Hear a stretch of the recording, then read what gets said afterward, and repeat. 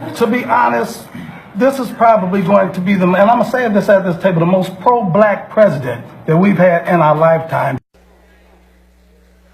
So had that asked me, I would have said, before you praise this president for being pro-black, before you praise this president for caring about ethnic communities and marginalized populations, do your homework. Well, some of y'all didn't do your homework. They didn't do their homework. So let me tell you just a little bit of research, not just him personally, but also some of his policies. Perhaps before they went and sat at this table, they should have done their homework. Because if they had done their homework, they would have known that President Trump has ramped up mass incarceration by instructing Attorney General Jeff Sessions to revitalize the war on drugs. They would have known that of the 87 picks for federal judges, 85 have been white and just one has been black and one has been Hispanic. They would have known that President Trump supported the Department of Justice engaging in unlawful voter purges, making it difficult for blacks to go and vote. They would have known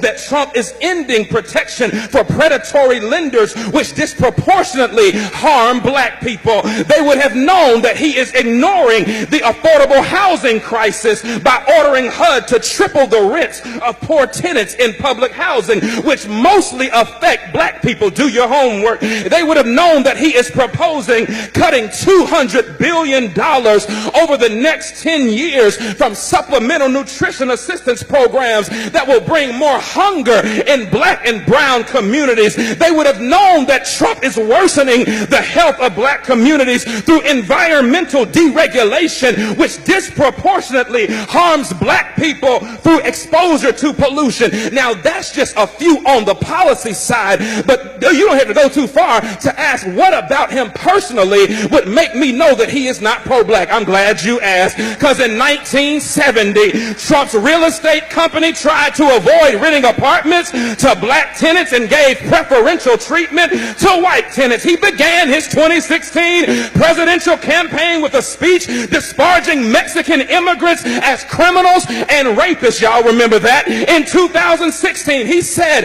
of people of color, you are living in poverty, your schools are no good, you have no jobs. Hold on, I'm a product of a HBCU, and I'm a product of black school systems and black teachers. Don't you ever tell me that my black schools are... Hold on, I ain't done. He says you have no jobs, so what do you have to lose from electing me? In 2017, Trump said 15,000 recent immigrants from Haiti all have AIDS, and 40,000 Nigerians once seeing the United States would want to go back to their huts in Africa. He spent years suggesting that the nation's first black president was not a citizen of these United States.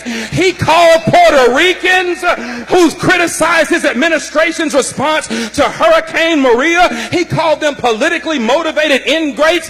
Hold on, but he called those who marched beside white supremacists in Charlottesville, Virginia, he called them very fine people. He hired Steve Bannon, a white nationalist, as his chief strategist. He called Haiti and other African nations S-hole countries, and he's taking credit for an economy that has not been built on his administration, but was built on the backs of 8 years of hard work under the Obama administration. Negroes, please, don't you come up in here talking about this is the most pro-black president that you have ever seen, when the record suggests that he cares nothing about people of color.